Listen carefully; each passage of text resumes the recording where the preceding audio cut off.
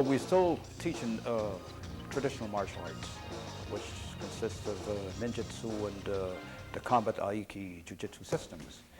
In addition to that, we still are teaching the philosophy, and we're trying to work on the the never-ending aspect of character building with the practitioners to instill all of those good values that young people need today to cope with the changing times.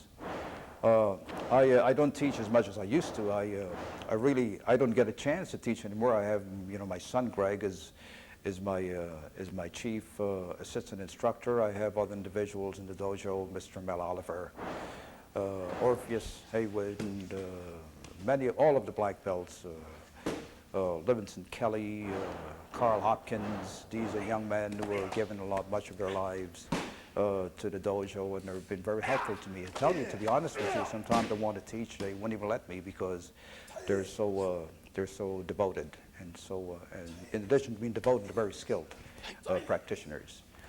We're doing very well here, and we see our growth hopefully into the 21st century and beyond that. And I think other concepts that we follow are valid concepts, which I feel have withstood the test of times, going into 5 decades, and I think we will be around to share our knowledge and our skills and ourselves with future generations to come.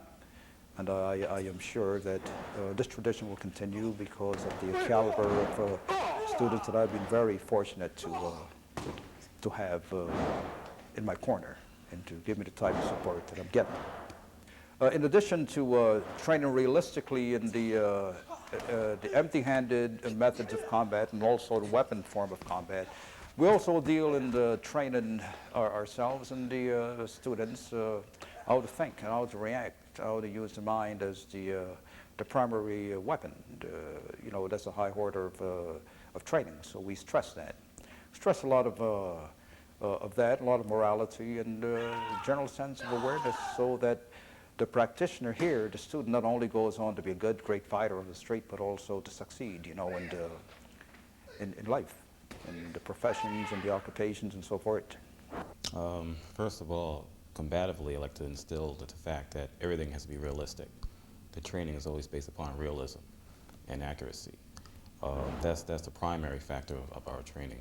But from the younger people coming up, it's also based upon respect. Respecting each other when they work together, respecting the dojo, respecting the instructors, respecting themselves. But the training in itself has to be very well-rounded in a sense, whereas they always utilize their creativity and their natural abilities, which stays in the realm of the martial way, the combative way. But basically, it has to be very effective and consistent as to what we always try to do. The relationship between the students and the instructors seem to be a family-like type of setting. Everybody works together very closely, and we all try to get to know each other on a personal basis, whereas it continues to help us grow as a whole unit, whereas nobody works as an individual per se, which is also within the tradition of our system. I mean, I'm very fortunate, I'm very grateful that I had the exposure and the quality training from my dad. I'm very proud of him. And all I try to do is just instill the same type of training and the quality of training in the students that's been instilled into me. Yes, I'm looking forward to doing more seminars with subjects which are relative to the art forms. We'll try to take it a little bit higher so it can benefit individuals from all walks of life.